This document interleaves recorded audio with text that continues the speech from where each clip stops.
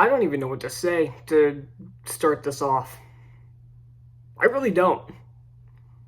All I can say is that at the beginning of the year, when I said that this year, in terms of the quality of the films themselves, could be some of the worst we've gotten in many years, I was talking mainly about movies like Snow White, Minecraft, the How to Train Your Dragon remake, Avatar 3, the stupid Twisted Childhood Universe movies, that Smurfs movie that comes out in a couple months. But this was not on my radar because I didn't know what the hell this was until probably a couple months ago. And I preferred when I had no idea what this was. Apparently this came out about a month ago. I had no idea. And this is possibly, and I know I've probably said this before with other movies, this might be the worst animated movie we've gotten ever. Well, maybe that's a little unfair. This is probably one of the worst we've gotten in the past decade at minimum. And yes, I am including movies like The Emoji Movie and Norm of the North, all four of them. And Ralph Breaks the Internet. All of those movies at least had something in them.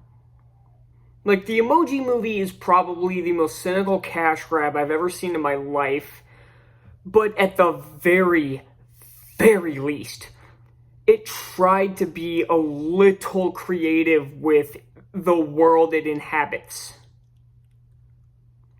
This is a movie about fucking shoes. My God. Okay, so enough fucking around, I guess. Let's get into the movie itself. I should start with the story, but the story is just a ripoff of Toy Story 2. It's some collector steals something valuable to something valuable, and in Toy Story it was the other toys, but in this version it's the other shoe has to go rescue the one that's been captured by this collector. That's really the story of this movie. I don't know what to tell you. But this movie is done without even an iota of Toy Story 2's brilliance. Toy Story 2 is might be the greatest animated movie of all time. It'd definitely be up there at the bare minimum. And this is one of the worst for many reasons. First off, the animation is fucking hideous. I mean, just look at the screen, just look at the picture behind me. Does this animation look appealing to anybody? This looks like it was done by animation grad students. Hell, there are people at my university that could probably animate this stuff better. And it's not just with the shoes. The humans move so awkwardly, and they're all hideous to look at. This movie desperately, in terms of style, wants to be Into the Spider-Verse. Not just with how it looks, but the animation skips frames like Spider-Verse does. The soundtrack is all garbage rap music that's, again, like, bad even by rap music standards, which is already pretty fucking low. And it's not to the point of Across the Spider-Verse where they just shoves a bunch of colors on screen and looks like trash. It just, everything moves awkwardly. Everything is hideous to look at. And like I said, the soundtrack is one of the worst. And to the point where there are rats in this movie, obviously, because they're in New York, and there are rats everywhere, apparently. I've never been to New York, and I'd probably prefer to keep it that way for a while. But the rats look like they were straight out of Food Fight. And that's not an exaggeration. They legitimately look like they were animated in the Food Fight movie. Honestly, you put them in there, they probably look the same.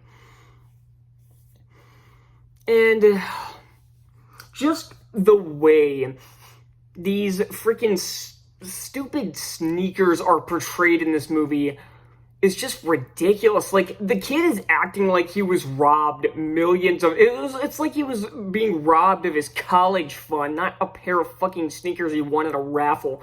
And honestly, just look at these shoes. It's like, do you really think these things... They're acting like these things are worth millions of dollars. I could probably find something like this at Dick's Sporting Goods for like $60. Honestly, I don't even like how these shoes look. Honestly, if I saw these at a store, I probably wouldn't give them a second look. I really wouldn't. I mean, it doesn't help that, personally, the colors I main towards wearing, especially for shoes, are black and red. But either way, these shoes are just not that appealing. And again, they're acting to the point where, at some point, where he's like moping about it and everything, because of course he is, the teenager who was robbed of them. There's literally a line, I wrote this line down because it annoyed the fuck out of me. He literally says, "Those shoes were my future." And at some point when he gets them back from the collector at the end, because of course he does, he puts them on, he says, "How do they look?" And the collector goes, "They look like the future." Fucking what? This reminds me of an episode of that old Disney Channel sitcom Jessie, which, by the way, doesn't hold up. If you're gonna tell me, like, really, you're gonna bring in Jessie's life, I'm not saying this is good, because that show is awful as an adult, trust me.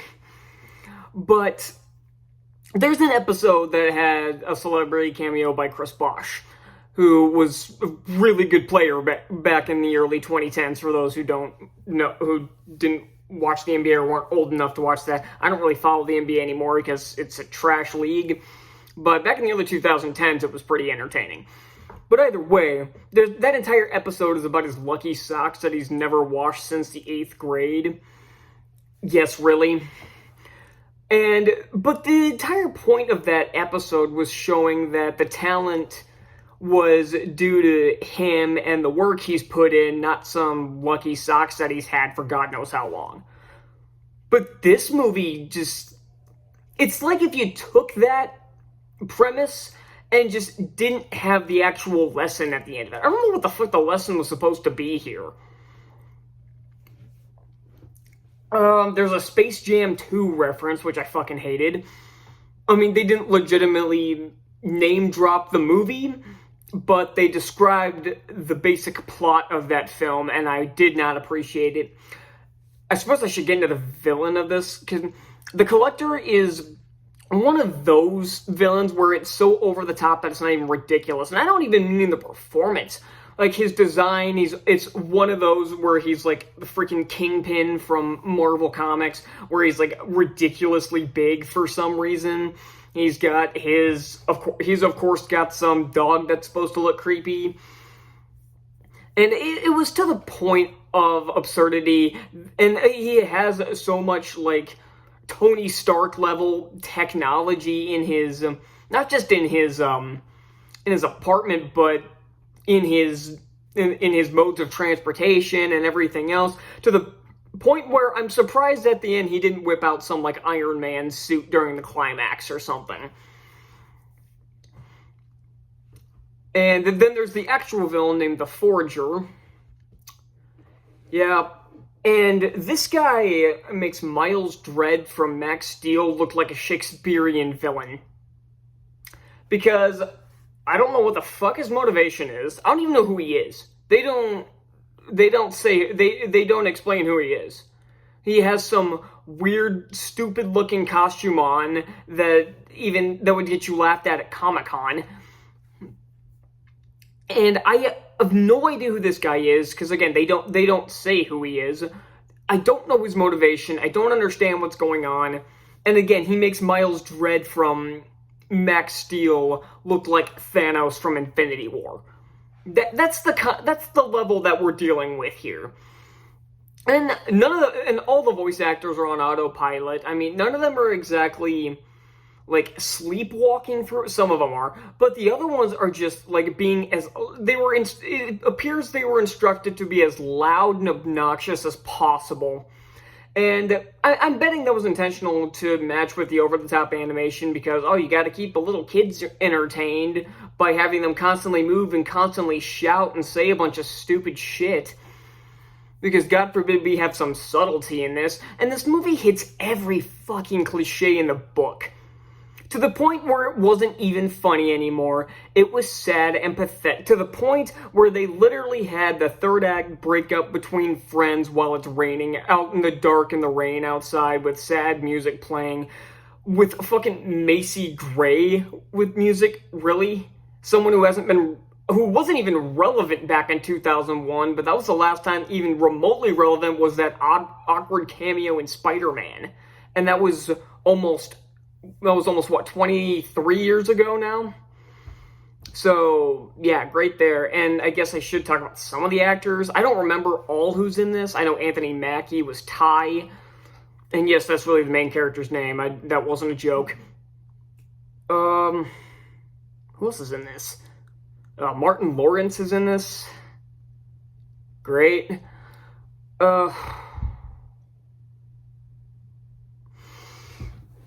Yeah. There's nothing else to talk about with this. There's really not.